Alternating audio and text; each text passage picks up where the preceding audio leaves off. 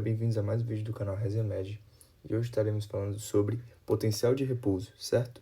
Esse assunto ele é muito importante para entender toda a fisiologia do sistema nervoso, das sinapses, das comunicações entre o músculo e o neurônio. Então é muito importante a gente ter essa base para entender como é que todo esse processo complexo funciona, certo? E para isso a gente tem que começar do básico, que é o potencial de repouso. Bom, primeiramente a gente tem que entender por que essas células são eletricamente ativas. Se sabe é que as células vivas elas têm uma diferença de potencial elétrico através das suas membranas, que criam um ambiente eletroquímico essencial para exercer as suas diversas funções biológicas. Essa propriedade ela vai ser fundamental para processos como a transmissão de sinais nervosos, através da sinapse, a contração muscular e a comunicação entre as células. O potencial dessa membrana vai resultar da distribuição desigual dos íons, principalmente os íons sódio, potássio, cloro e cálcio, entre o seu interior e exterior da célula, mantendo através de bombas iônicas e passivamente através de canais iônicos. Ou seja, resumindo, essas células elas vão ter essa diferença de potencial que através dela vai poder passar informação através dos sinais nervosos. E essa informação, através de impulsos elétricos, vai ser transmitida através de todo o nosso corpo, certo? E esse potencial, essa diferença de potencial vai ser dada justamente por conta da diferença da distribuição dos íons, principalmente o sódio, cloro, potássio e cálcio, entre o seu exterior e o seu interior, certo? É por isso que elas são eletricamente ativas. Bom, agora para entender melhor, de fato, o que é o potencial de repouso, eu dividi em 3 boxezinhos, certo? Bom, a definição dele é a diferença de potencial elétrico através da membrana plasmática quando a célula está em repouso, tipicamente entre menos 70 mV e menos 90 neurônios. Isso não é tão importante, mas a definição é a diferença de potencial através da membrana quando a célula está em repouso, certo? E como é que ele faz isso? É muito importante essa parte.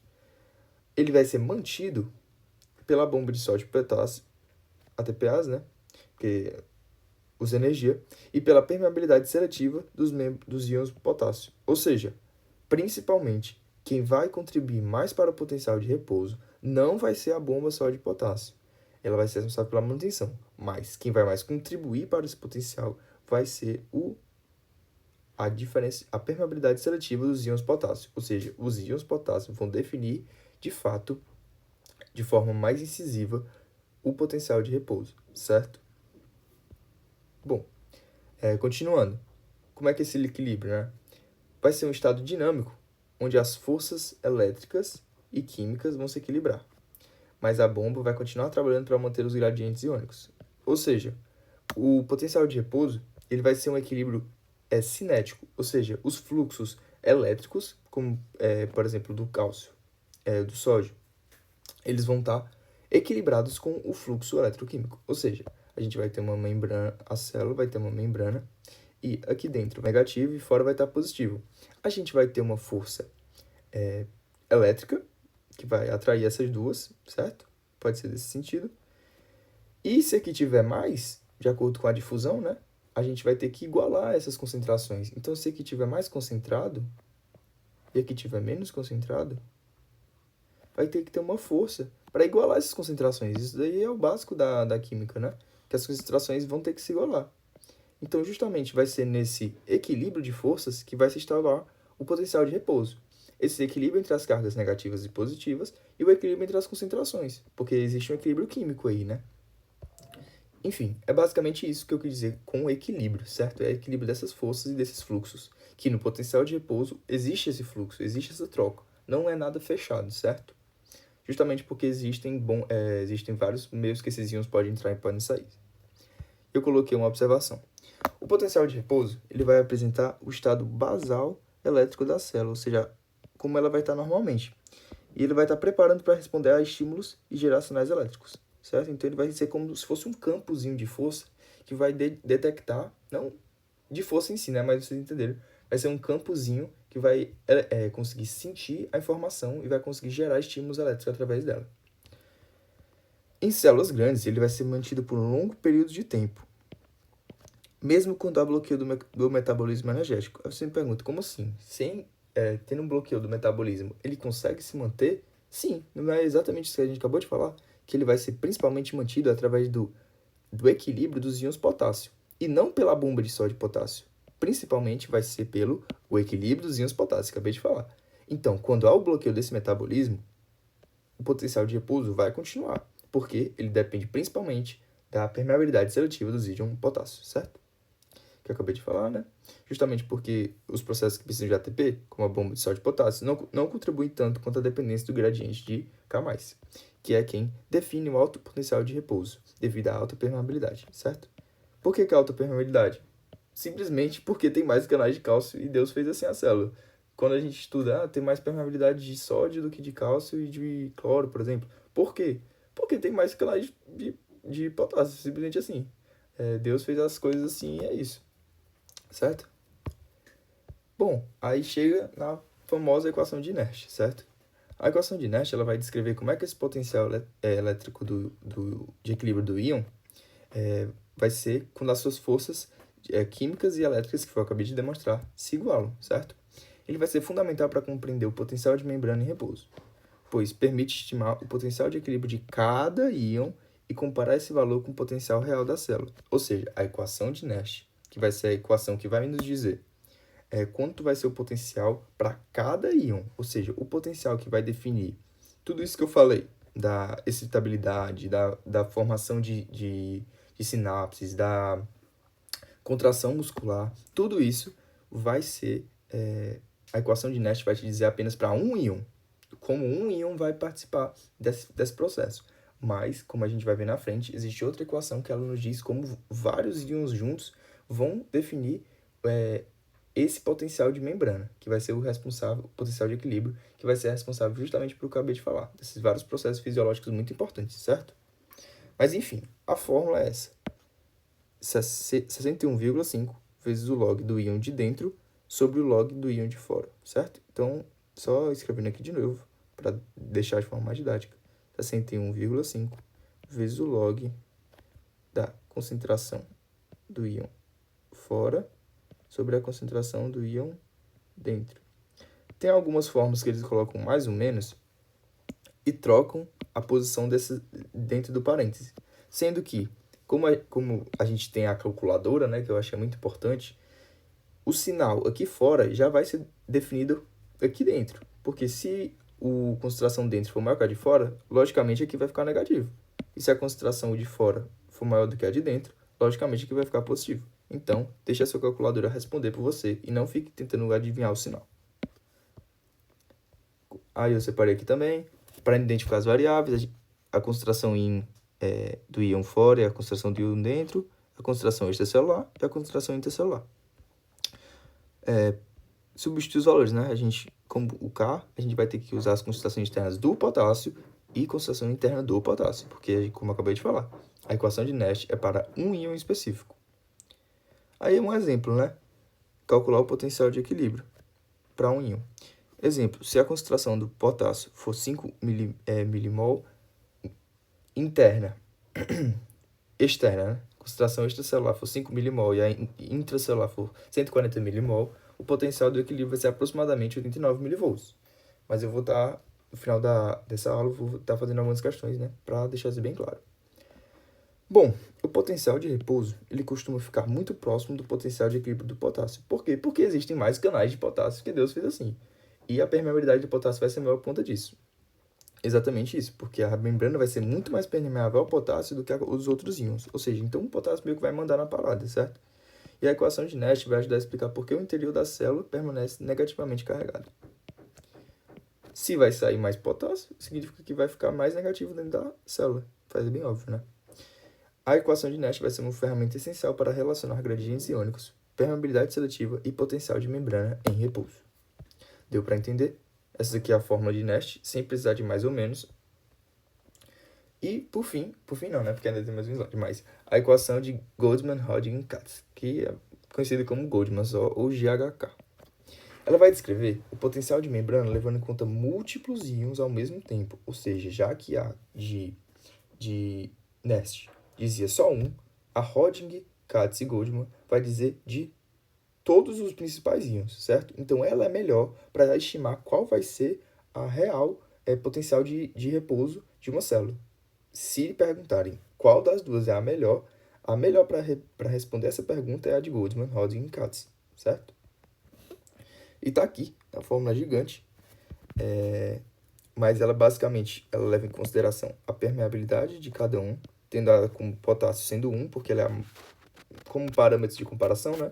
Ela vai ser a maior. Então aqui vai ser 1, como se fosse 100%. E aqui vai ser, por exemplo, 10%, 5%, enfim, são estimativas, mas vocês entenderam que é para relacionar a permeabilidade. Como o potássio é mais permeável, ele vai ter o maior número, enquanto o sódio e o cloro eles vão ter números menores e vão participar menos dessa equação. Mas aqui leve em consideração as suas concentrações extracelulares e intracelulares e as suas permeabilidades, certo? Então, essa daqui é a melhor para indicar qual vai ser o real potencial de equilíbrio para a célula, certo? Bom, e por meio dessas duas equações, a gente vai poder calcular a corrente, ou estimar, né? Entender como é que vai ser como é que vai se dar o funcionamento da corrente de influxo e de efluxo, certo? A partir da comparação entre o potencial que a gente calculou, o potencial da membrana de cada íon, e o potencial de equilíbrio da membrana, ou, enfim, a partir da comparação entre esse potencial que a gente encontrou e o potencial de equilíbrio de cada íon que a gente acabou de descobrir por Nash, vai ser possível determinar a direção do fluxo, além do comportamento da força motriz, certo? Caracterizando influxo ou efluxo conforme o gradiente eletroquímico, ou seja, o que torna essa equação uma ferramenta mais completa para descrever o comportamento real dos íons na membrana, como eu acabei de comentar. No repouso, como eu acabei de comentar também, o potássio é muito mais permeável do que o sódio, enquanto o cloro também pode contribuir, o que eu não tinha comentado tanto, mas o cloreto pode contribuir também para essa equação, e é justamente o que a gente coloca, né? Ele é o último, importante ressaltar que, como ele é um íon negativo, vai estar in sobre out, certo? Essas proporções vão determinar o valor final do potencial de repouso, ou seja, mais indicado para dizer qual é o potencial de repouso da célula. Aqui um exemplozinho, mas eu já vou colocar isso lá no final nas questões, certo? Mas enfim, tá aqui a equação. O P significa permeabilidade. Basicamente é isso. Aqui eu queria colocar algumas correlaçõezinhas, principalmente a respeito da hipercalemia e da hipocalemia, certo? A gente vai entender como é que esse íon potássio, esqueci do mais íon aqui, mas vocês já levam, ele vai estar envolvido em um equilíbrio de vários íons, certo? O potencial de repouso ele vai ser determinado principalmente pelo gradiente de K+, como eu já falei várias vezes durante essa aula. E ele vai ser determinado principalmente pelo gradiente de K+, devido à autopermeabilidade da membrana a esse íon, devido aos vários canais existentes para transporte desse íon, certo? E fazendo que o potencial dele, já que ele participa tanto, acaba sendo muito próximo do potencial real da membrana, né? Que a gente acabou de calcular por Goldman. Mas não é só ele que determina. A estabilidade elétrica da célula não depende apenas do potássio, porque o Ca2+, ele atua regulando o limiar de estabilidade e funcionamento das células de cálcio, certo? De sódio. Por quê? Porque ele vai estar participando de um equilíbrio iônico chamado trocador de sódio e cálcio, que é o NCX, certo? Que ele vai utilizar do Na+, mantido através da bomba de sódio e potássio, para remover o Ca2 do interior celular. Então, bora lá desenhar isso aqui. O Na+, que vai estar mantido pela bomba de sódio e potássio, toda vida que ele receber, a gente vai ter que o Ca2+, vai sair, certo? E esse daqui vai estar mantido por quem? Justamente pela sua relação com o potássio, certo? Então, a gente vai conseguir estabelecer uma relação direta do potássio com o cálcio, que vai ser essencial para contração muscular, para toda aquela reserva, né, energética dos músculos. Então, em caso de hipercalemia e hipocalemia, que a gente vai estar vendo adiante. Então, mais uma vez, o potássio e o potássio e o sódio estão intimamente relacionados através da bomba de sódio e potássio, e o sódio e o cálcio estão relacionados através do trocador de sódio e cálcio, né? Que ele recebe o sódio e ele dá o cálcio para o sangue.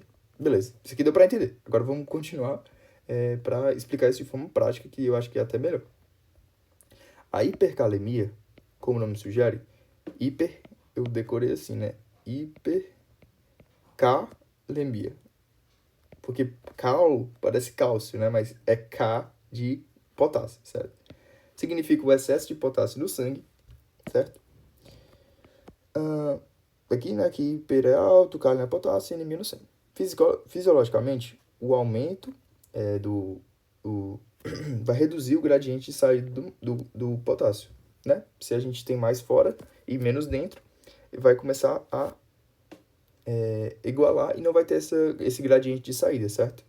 Que vai promover uma despolarização da membrana. E se essa despolarização for persistente, vai levar à inativação dos canais de sódio. Além disso, essa despolarização vai prejudicar também o canal a bomba de sódio e potássio, e vai reduzir o gradiente de sódio e vai comprometer o trocador de sódio e potássio, quer dizer, de sódio e cálcio. Então, bora desenhar isso aqui. Ó, o potássio, como eu acabei de desenhar, ele vai estar relacionado com o sódio pela bomba de sódio e potássio. E esse sódio também vai estar relacionado com o cálcio. Então, uma vez que esse cálcio vai estar elevado, ele vai inativar essa bomba devido à despolarização. Então, isso aqui não vai acontecer. Vai acontecer de forma muito ruim, certo? De forma bem maleficiada. Então, o potássio vai diminuir. Uma vez que quando ele recebe, ele dá o cálcio, se ele diminuir, ele vai aumentar a concentração de cálcio intracelular, certo? Então, vai diminuir a saída de cálcio da célula e vai favorecer o acúmulo intracelular, certo? Deu para entender? O cálcio em altas concentrações vai dificultar a troca com o sódio. O sódio, uma vez que ele não consegue ser recebido pelo trocador e nem consegue doar o cálcio, então o cálcio ele vai aumentar no meio intracelular, que pode gerar vários problemas, certo? Que caracteriza a hipercalemia, excesso de potássio no sangue. Bom, a hipocalemia, que significa baixa concentração de potássio, vai levar ao aumento do gradiente de saída do potássio, que vai levar à hiperpolarização. Então, na hiper, a gente tem a despolarização, e na hipo, a gente tem a hiperpolarização, certo? Que vai afastar o potencial de repouso do limiar e reduzir a estabilidade. Ao mesmo tempo, essa bomba de sódio e potássio que atua justamente transferindo potássio e sódio do meio intra para o extra, em alguma ordem, ele tende a funcionar melhor. Então, vai manter o gradiente de sódio, vai favorecer o trocador de sódio e cálcio, certo? O que vai aumentar a remoção do cálcio intracelular. Ou seja, vamos desenhar aqui de novo. O cálcio ele vai estar relacionado através da bomba de sódio e potássio com o potássio vai estar relacionado com o sódio através da bomba de sódio e potássio. O sódio, por sua vez, está relacionado com o cálcio. Então, uma vez que a gente tem uma baixa de concentração do cálcio no sangue, a gente vai melhorar esse trocador, essa bomba, e o sódio intracelular vai aumentar também. Uma vez que o trocador funciona através do aumento do sódio e através do aumento do sódio ele extravasa o cálcio, então vai aumentar a remoção do cálcio para o meio intracelular, ou seja, sangue, né? Então, mais uma vez, com o cálcio aumentado, vai melhorar a bomba, vai trocar mais, vai ter mais sódio ele vai devolver mais cálcio. Então, basicamente é isso. E como eu sei que ficou um pouco confuso, né, porque é muita coisa, mas um resumão. Na hipercalemia, o excesso de potássio deixa a célula mais despolarizada, mas ao mesmo tempo vai atrapalhar o funcionamento da bomba de sódio e potássio e vai reduzir o gradiente de sódio, o que vai travar o trocador. Dessa forma, o cálcio vai se acumular dentro da célula, que vai desorganizar a sua função elétrica e mecânica. Ou seja, o excesso de potássio vai travar o trocador e vai aumentar a concentração do cálcio intracelular, certo? Já na hipocalemia, a célula vai ficar hiperpolarizada e o gradiente de sódio vai ficar melhor mantido, permitindo que o trocador funcione melhor, certo? E que vai retirar o Ca2+ na célula e vai diminuir a sua concentração intracelular e reduzir a atividade celular, certo? Ou seja, o K+ sempre vai mudar o potencial e o Ca2 vai se ajustar para responder a esse potencial, certo? Então, basicamente, o K+ vai mandar na célula e o Ca2+ vai obedecer a essa mudança, certo? Então, vai estar explicando como todos esses íons eles estão relacionados, certo? Através, principalmente, da bomba de sódio e potássio e do trocador de cálcio e sódio. Mas é isso, galera. Tamo junto e até mais.